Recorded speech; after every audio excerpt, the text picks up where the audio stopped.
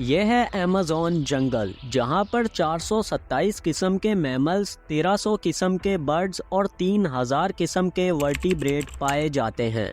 इस जंगल का अंदाज़ा भी लगाना बेहद मुश्किल है। इस रेन फॉरेस्ट में 2 इंडिया और 8 पाकिस्तान बिल्कुल मुकम्मल तौर पर फिट आ सकते हैं, और अगर कोई इसमें गुम हो जाए तो इसका बचना करीबन ना के बराबर ही होता है।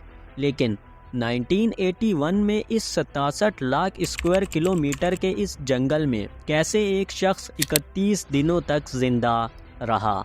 आखिर इसके साथ हुआ क्या, और कैसे इसके दोस्तों ने इसका साथ बीच ट्रिप पर आकर छोड़ दिया? आंखों से देखने और कानों से सुनने वालों को 4TV की वीडियो में एक बार फिर से खुश आमदीद। ये बात है 1981 की, जब बोलीविया के एक छोटे से गांव में 4 दोस्त पिछले 6 महीनों से एक ऐसे एडवेंचर पर जाने की प्लानिंग कर रहे थे जो वो जिंदगी भर ना भूल पाएं। इनमें से एक, जिसका नाम कार्ल था, इसको इंडिया के लोगों को देखने का बहुत शौक था, और शायद इस एडवेंचर की सारी प्लानिंग भी इसकी ही थी। चारों एक दूसरे से वादा करके एडवेंचर पर निकल जाते हैं। कार्ल, जिसको पहले भी हाइकिंग का बहुत ज़्यादा एक्सपीरियंस था, अभी जंगल में आए हुए चंद घंटे ही हुए थे कि इसने एक ब्लैक बियर का शिकार भी कर लिया था। मरकस, जो पहले ही इस एडवेंचर पर आने से डर रहा था, इन दोनों के बीच बहस स्टार्ट हो गई थी कि बेफजूल में एक बियर का शिकार क्यों किया। यानी कि 8 घंटों में ही मसला बिगड़ गया था। अब इनको जंगल में आए हुए 8 दिन गुजर गए थे और मरकस के पाँव में ज़ख्म होने शुरू हो गए थे। मरकस ने जो बंदर का गोश्त खाया था वो इसको रिएक्शन कर गया था। कार्ल यहाँ पर मरकस को घर लेकर जाना चाहता था, क्योंकि कार्ल के मुताबिक मरकस का इस ज़ख्म और ज़्यादा ख़तरनाक हो सकता था। केविन और योसी जंगल में और डीप जाना चाहते थे, और यहाँ पर एक बार फिर इन चारों में अच्छी खासी लड़ाई होती है। यानी कि एक बात तो पक्की थी, ये ट्रिप इनके अगेंस्ट ही कुछ प्लान कर रही थी। ट्रिप के 12वें ही दिन केविन और योसी ने कार्ल और मरकस को वापस गांव भेज दिया। अब यहाँ से केविन और योसी इस 67 लाख किलोमीटर के इस डेंस जंगल में बिल्कुल अकेले थे। दोनों एक छोटी सी अपनी जुगाड़ी राफ्ट में बैठकर आगे बढ़ते हैं। अभी 2 मिनट भी नहीं गुजरे थे कि रिवर का लेवल बहुत ज़्यादा हाई हो गया था और इनकी राफ्ट आउट ऑफ कंट्रोल हो गई। योसी रिवर में कई मीटर्स तक डूब गया। अब ये दोनों अलग हो गए थे और दोनों में से किसी को भी एक दूसरे की सही लोकेशन मालूम नहीं थी। अब ना इनके पास पीने का पानी और ना ही कुछ खाने का बचा था। अब इनको जंगल आए हुए 15 दिन हो गए थे और दोनों ने कई दिनों तक एक दूसरे को ढूंढा, लेकिन वो नहीं मिले। 18वें दिन खुशकिस्मती से योसी को एक बैग पैक मिलता है जो कि केविन ही का था। इस बैग में चावल, रेनकोट, फ्लैशलाइट और सबसे बढ़कर एक मैप था। 20वें दिन केविन, जिसने पिछले 5 दिन से कुछ भी नहीं खाया था, इसको अब पैनिक अटैक्स पड़ना शुरू हो गए थे। इसने एक दरख्त के मोटे तने को रिवर में ले जाकर इसके सहारे आगे बढ़ना शुरू कर दिया। जैसा कि आपको पता है कि अमेज़न में 427 किस्म के जानवर पाए जाते हैं, वैसे ही एक दिन योसी का टाकरा जैगुआर से होता है। पर लकीली आग जलाकर योसी यहाँ से तो बच जाता है, लेकिन इस बेचारे को क्या पता कि आगे चलकर वो अपनी मौत को कितना करीब से देखने वाला है। ये इमेजिन करना भी बेहद मुश्किल है कि इतने बड़े जंगल में आप बिल्कुल अकेले हो। अपने 21वें दिन वो मैप निकालकर कार्ल के बताए हुए गोल्ड माइनिंग कैंप की तरफ बढ़ता है। रास्ते में चलते हुए इसको केविन के दरख्त पर लगे हुए निशानात दिखते हैं, जिसको देखकर मानो उसके अंदर जीने की एक नई लहर आ गई हो।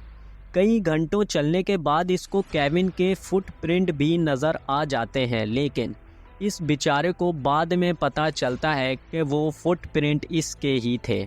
जी हाँ, वो पिछले 6 दिनों से एक सर्कल में ही घूम रहा था। और दूसरी तरफ केविन 3 दिनों तक रिवर में जिंदा लाश बनकर तैरता रहा। और खुशकिस्मती से तीसरे दिन की शाम को इसको 2 बंदे बोट में दिखते हैं। वो इस कदर मरने वाला हो गया था कि बोलने की भी हिम्मत इसके अंदर नहीं बची थी। और तो और ये भी एक चमत्कार ही था कि इस रिवर में मौजूद 3000 किस्म के वर्टिब्रेट से वो अभी तक बचा हुआ था। इस तरह केविन तो बच गया, लेकिन योसी की हालत यहाँ बद से बदतर होती चली गई। 22वें दिन जंगल में इस कदर तेज बारिश और फ्लूड आ गया कि इसके बैग से हर चीज ही पानी में बह गई थी। केविन, जो के बोलिवियन आर्मी के हेडक्वार्टर्स के चक्कर पे चक्कर लगाए जा रहा था, ऑफिसर्स इसकी बात को सीरियस ले ही नहीं रहे थे। ऑफिसर्स ने तो यहाँ तक बोल दिया था, The forest is very big, your friend must have died and you should go and enjoy Christmas with your family। 23वें दिन की सुबह योसी को एक हेलीकॉप्टर की आवाज़ सुनाई देती है, लेकिन घने जंगल की वजह से वो योसी को नहीं देख पाते और इस तरह कई दिनों तक बोलिवियन आर्मी योसी को सर्च करती रही, लेकिन वो फेल हो गए। योसी को अब गुमे हुए 17 दिन से भी ज़्यादा हो गए थे और वो यहाँ पर आके अब अपनी किस्मत को कोस रहा था। 2 हफ्तों से इसने कुछ भी नहीं खाया था।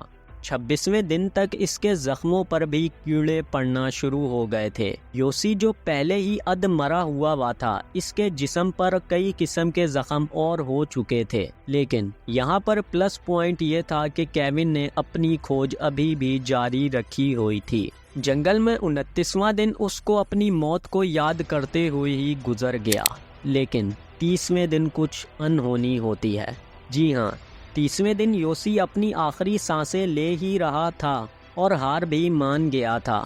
इसकी आखिरी सांस निकलने ही वाली थी कि इसको एक बोट की आवाज़ सुनाई देती है जिसमें केविन था। वो इस कदर मरने के करीब आ गया था कि इससे सिर्फ एक हाथ ही ऊपर हुआ। यहाँ पर केविन भी जा ही रहा होता है कि फिर वो देखता है योसी को।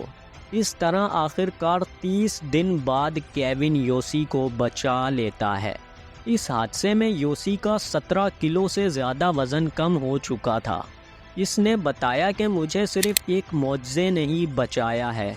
इसने और बताया कि अगर 1 मिनट और लेट हो जाता तो शायद मैं मर जाता। लेकिन इन सब से बड़ा शौक ये था कि इनके दोस्त कार्ल और मरकस आज तक गांव नहीं पहुँचे। इन दोनों के साथ इतने बड़े जंगल में क्या हुआ किसी को नहीं मालूम।